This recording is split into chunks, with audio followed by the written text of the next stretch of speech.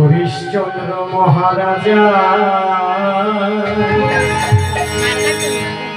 এই যজ্ঞ করেছিল, যজ্ঞ ফলে মহারাজায় রাজহার হলো।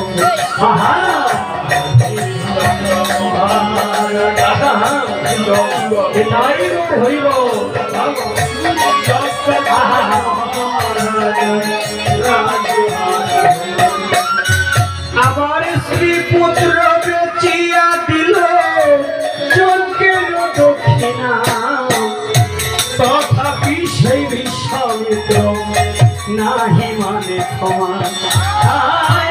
রাধে রাধে গৌর হরি বল।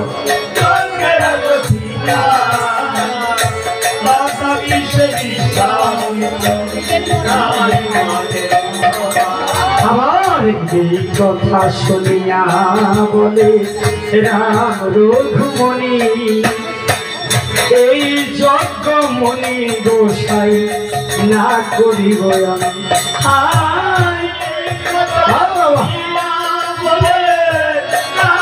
রঘুমণি এই যজ্ঞ মণি গোসাই না করিব আমি। হরে কৃষ্ণ হরে কৃষ্ণ কৃষ্ণ কৃষ্ণ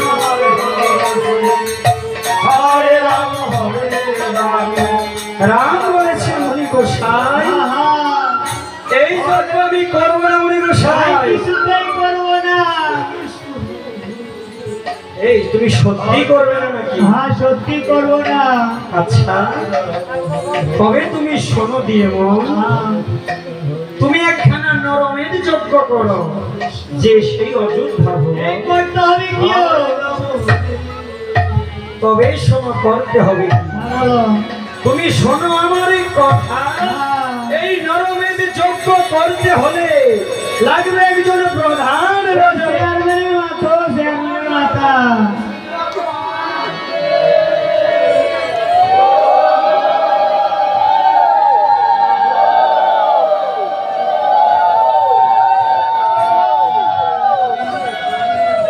আমি বলেছি লাগবে একজন প্রধান রাজার মাথা। আরে চেয়ারম্যানের মাথা নয়, আমি বলেছি লাগবে একজন প্রধান রাজার। আরে বলছি এখানে ভর্তিনের মাথা।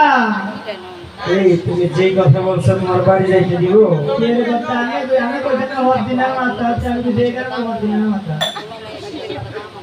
আমি বলেছি লাগবে একজন প্রধান রাজার মাথা। এই কথা শুনে রামচন্দ্র কিছুক্ষণের জন্য চিন্তাযুক্ত হলেন।